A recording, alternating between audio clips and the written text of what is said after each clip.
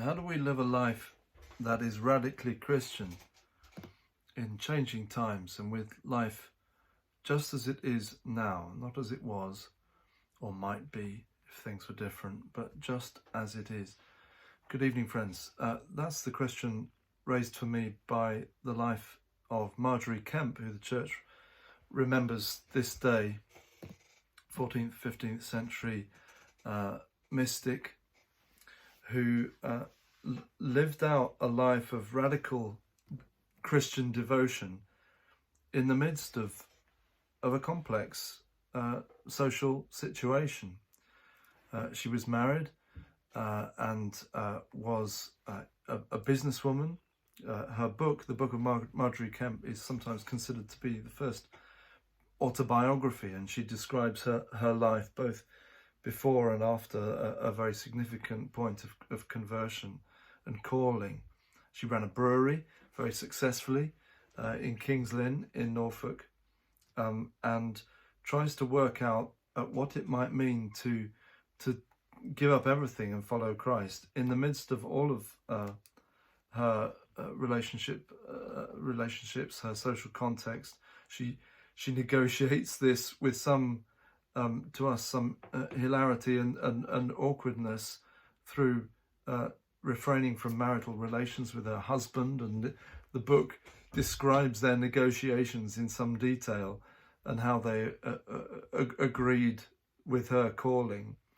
And she clearly didn't fit her own sense of self and identity, didn't fit with the social expectations for time. So she was, in some senses, an outsider, but a prophetic one, and with a great sense of the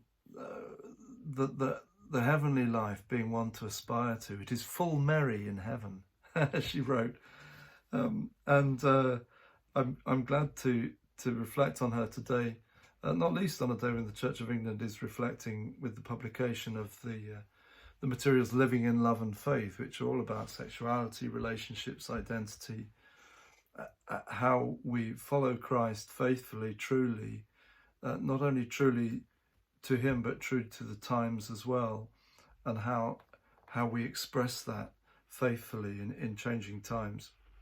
Margery's got a lot to say to us, I think.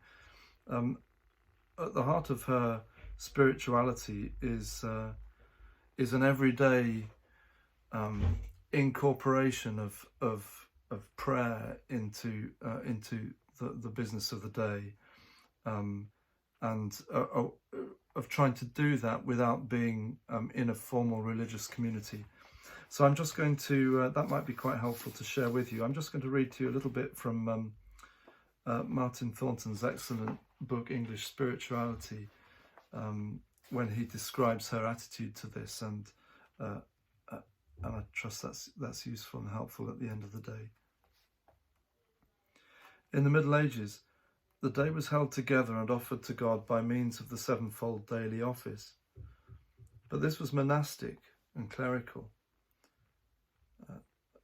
Laity and conversi were encouraged to say simple prayers, barely offices in any real sense, in the morning, evening, and at midday. Margery Kempe used parts of the little office of Our Lady, the Angelus, and the Rosary. Such devotions and prayers, however, do not consecrate the day to God in the same way as the sevenfold office. Margery met the need by the development of her recollective technique. So it's not just, and some of these terms that I've read out might be alien to you. Indeed, I'm not familiar with all of them. But what he's saying is that she didn't find the formal set times of prayer to be sufficient for weaving God into every aspect of life. And so she meets this by what she calls her recollective technique.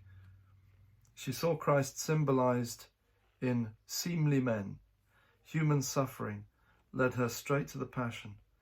Mothers and babies to Our Lady and the Holy Family. Every ordinary incident in daily life, every commonplace thing was spontaneously linked with recollection of God. That's the line. Every ordinary incident in daily life, every commonplace thing was spontaneously linked with recognition of the sacred life. From this, Marjorie developed the technique of recollecting the presence of Christ and holding colloquy with him in thanksgiving for the day's successes and joys, and in penitence for its sorrows and failures. Recollecting the presence of Christ in thanksgiving for the day's successes and joys, and in penitence for its sorrows and failures. That's a good example to me. And so as we close, just going to allow a pause for us to recollect the day with its successes and failures, in penitence for the sorrowful, regrettable parts of the day, and in real thanksgiving and joy for the signs of hope and goodness, of the merriness of heaven.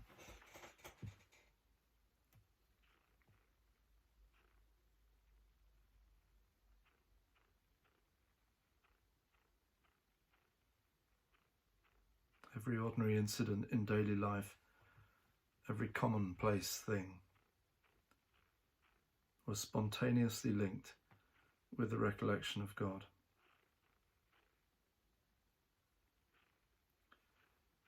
May God be in your recollection at the close of this day. May He bless you as you go to ground.